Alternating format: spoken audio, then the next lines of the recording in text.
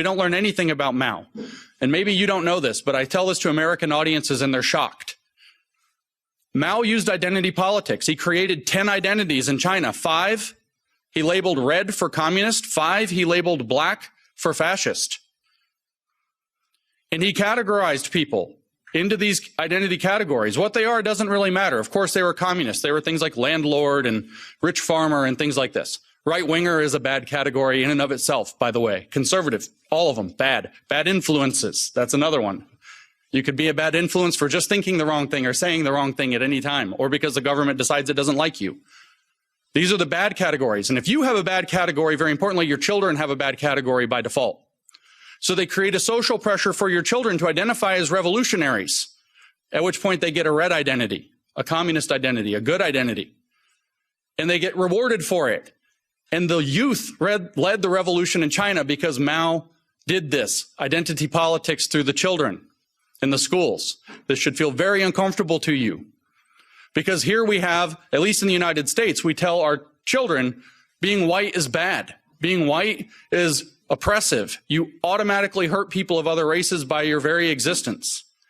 But by the way, if you become queer, we'll celebrate you. And you can create a radical army of people who identify as gender minorities and sexual minorities at 7 years old. You can lead them into paths of puberty blockers and transition, medical transition, which of course Big Pharma profits off of. At 7 years old, behind their parents' back. There's a reason for this. It's the same program that Mao Zedong used to radicalize the youth in China. The only thing different is the identity categories have shifted. It's Maoist cultural revolution with American characteristics, and it's being exported to Europe. And just like how critical race theory has come to Europe, even though it doesn't make sense, it will come to Europe, whether it makes sense or not, and you will have a cultural revolution here too.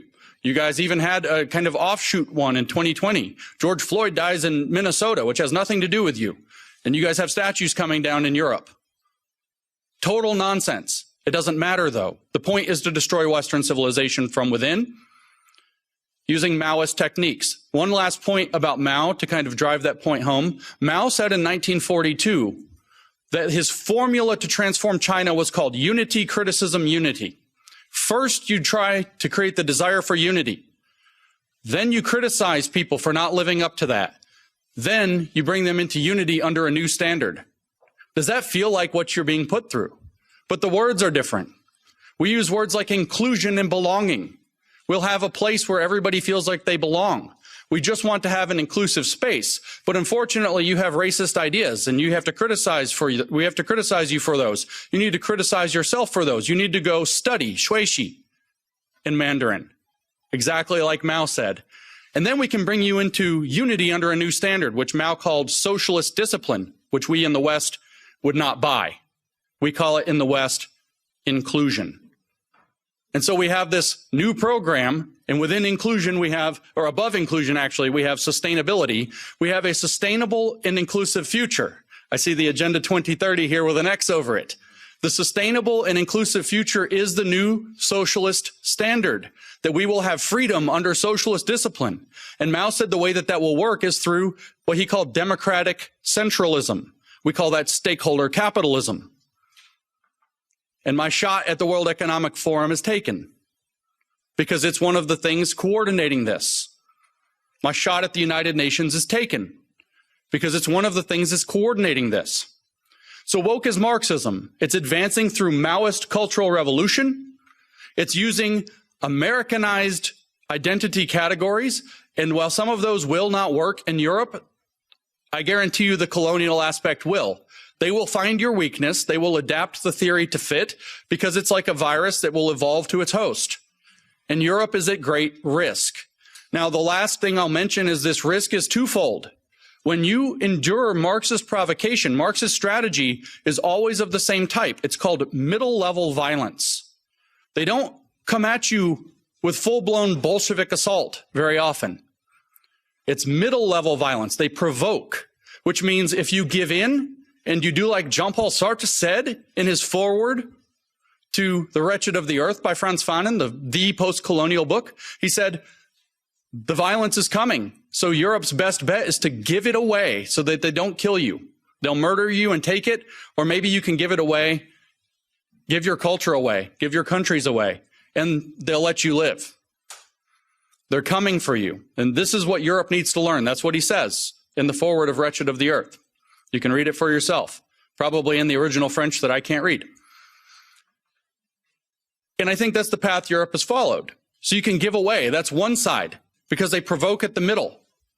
Or you can react and overreact, which sadly Europe has had a rough history in the last century with overreactions. And if you overreact, what will they do? They will weaponize your overreaction for a century, forever, and gain moral authority so that you end up having to give it away later anyway.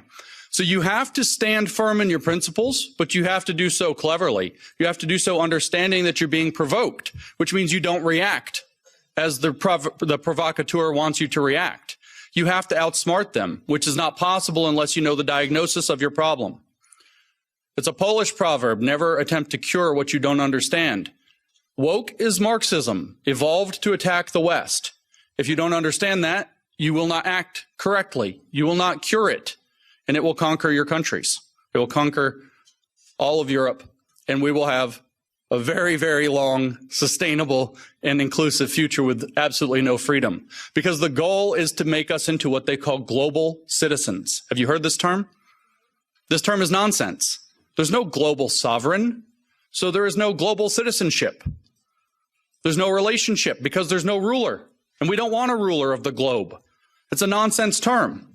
But they tell you, if you actually read their literature, what is a global citizen? It's somebody, I kid you not, I make no joke. They say this themselves. It's somebody who supports the 17 Sustainable Development Goals of the United Nations Agenda 2030. That's a global citizen. And they say, what are the rights of a global citizen? This is in a book about global citizenship education published 2 years ago. What are the rights of a global citizen? And the answer, one paragraph later, is we're not that interested in rights with global citizenship. It's more about global responsibilities. In other words, slavery. This is a pivotal moment in the history of the Western world. The model that they are pushing us toward, using the means and mechanisms of that place, is the model we see in China. If you want to know what your future looks like if we don't stop the woke, look at China.